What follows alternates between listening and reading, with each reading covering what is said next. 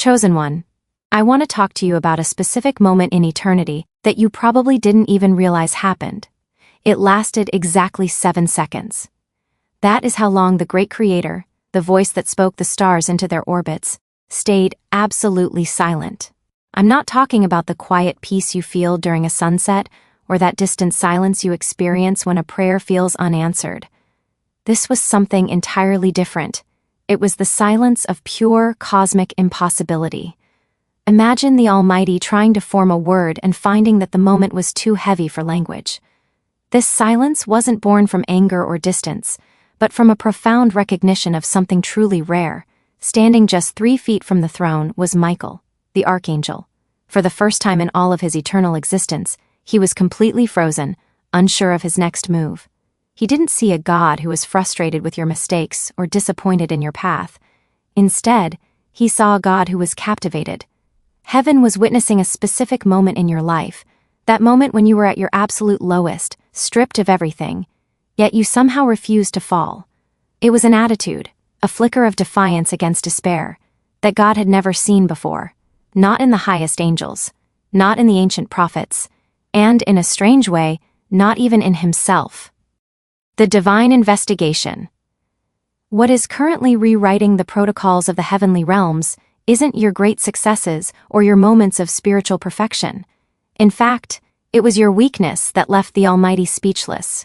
It was a specific, gritty kind of weakness that has effectively redefined what power looks like in the eyes of heaven.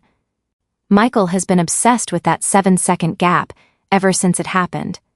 Every time he pulls up the celestial footage of your life, he finds a new detail that makes him grip his sword with a trembling hand. He isn't preparing for a fight. He is trying to steady himself against the sheer weight of what he is witnessing through your struggle.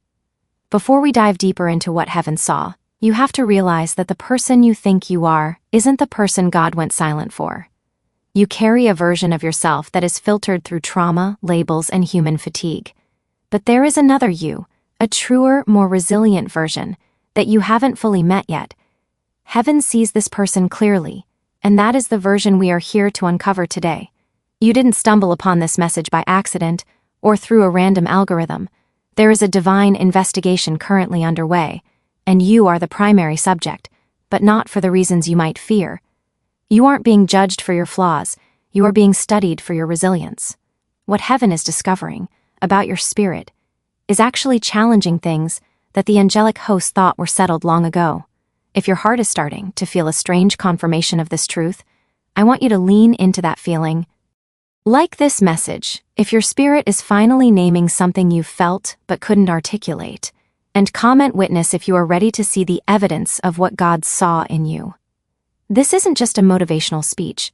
This is a presentation of divine evidence regarding your true nature. The 3 perspectives. Stay with me until the end, because I'm going to break this down into 3 essential parts. First, we will look at the forensic breakdown of your moment of defiance, the exact frame-by-frame analysis that made God pause.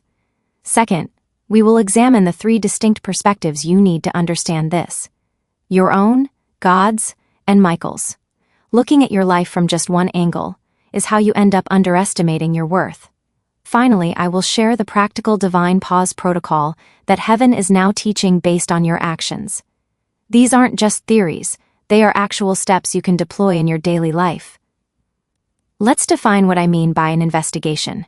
In the history of creation, when God pauses, everything else in existence must pause with him. It has only happened a handful of times since the beginning of time. Each time this occurs, heaven initiates a divine pause protocol.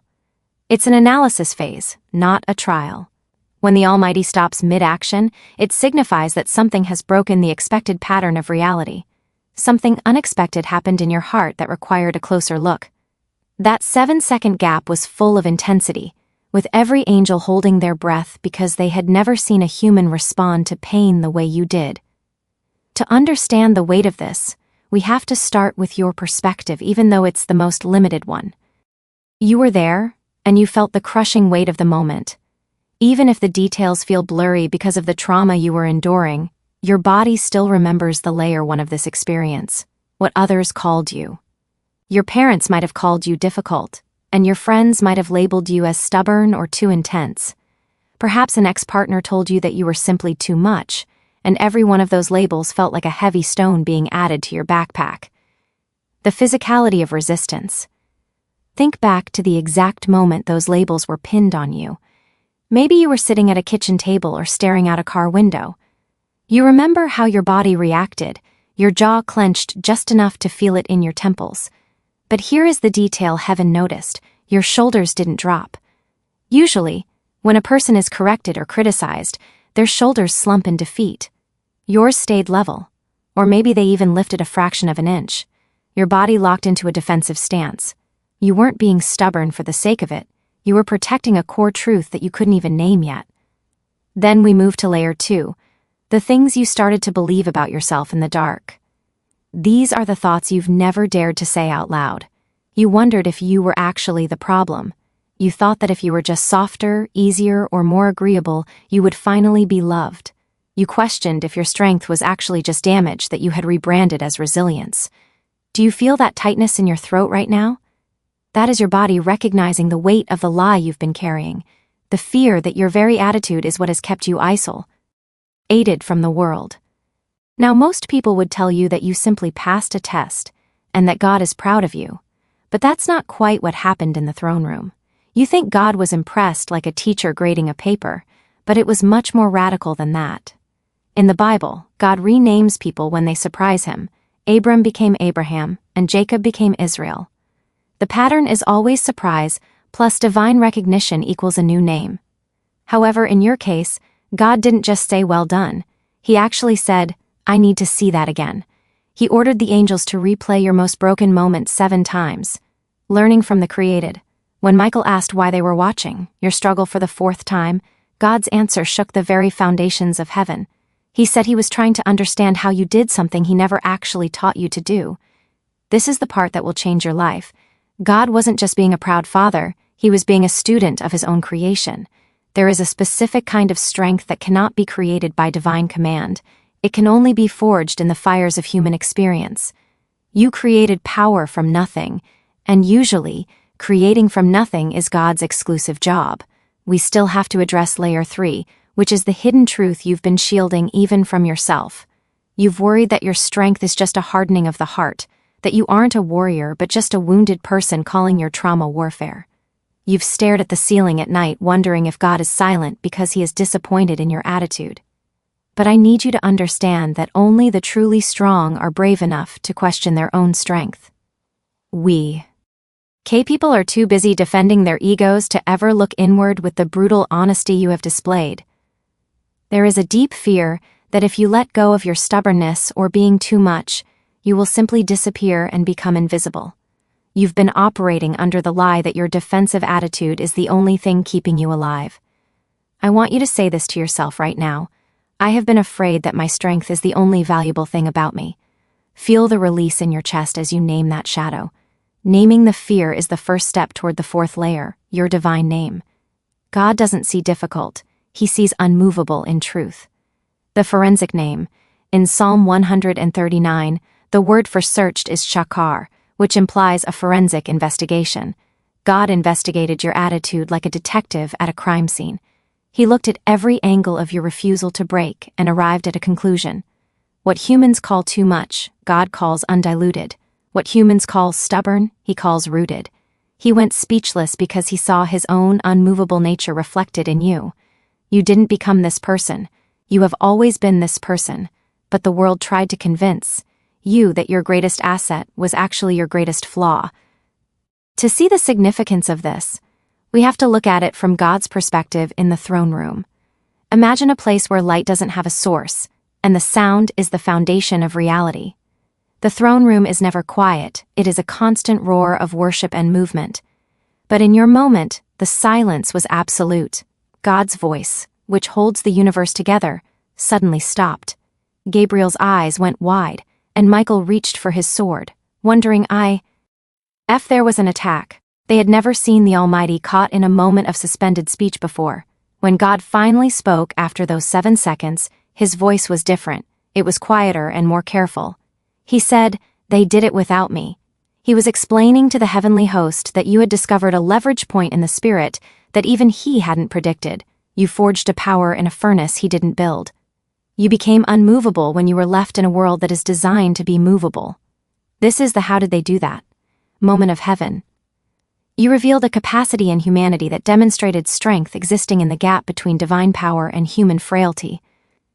The Jacob precedent. Think of Jacob wrestling with the angel until daybreak. That divine being eventually asked a human for permission to leave, saying, "Let me go." Why would God need permission? Because Jacob had found a grip, a leverage, that divine power respects. Jacob refused to let go until he was blessed, and God honored that refusal. Your attitude is that same kind of grip. You grabbed onto the truth of your identity and refused to let go, even when the world tried to wrench your hip out of socket. You held your ground when every circumstance told you to quit. This brings us to Michael's tactical perspective. Michael is the chief commander of heaven's armies, a veteran of eons of cosmic war. He fights with unlimited resources, direct divine energy, and perfect battlefield intel. He has never known what it's like to fight without backup.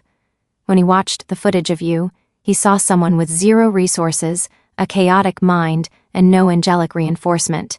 He saw your knees shaking and your weights hefting, and his combat notes literally said, "Subject is in pre-collapse position." He expected you to fold, but you didn't fold. You stayed in that pre-collapse state for years, and that is what Michael is now documenting as a new spiritual protocol. He realized that the chosen ones on earth have access to a weapon that angels don't possess, the ability to stand firm when there is no logical reason to stand. Your attitude is a tactical advantage because it doesn't rely on feeling strong, it relies on a refusal to be anything other than what you are. You are the evidence that the human spirit can generate its own light when the sun goes down. Your final file. As we conclude this investigation, I want you to realize that you are now holding the key to your own divine file. You are no longer defined by the names people gave you to try and control you. You are the one who made heaven go quiet. You are the one who made the creator of all things want to see a replay of your life. Your too much is exactly what is needed for the assignment ahead of you. You aren't healing to become normal. You are healing to become the undiluted force you were always meant to be. The next time you feel the weight of the world pushing against you, remember the 7 seconds of silence. Remember that you are being studied, not judged.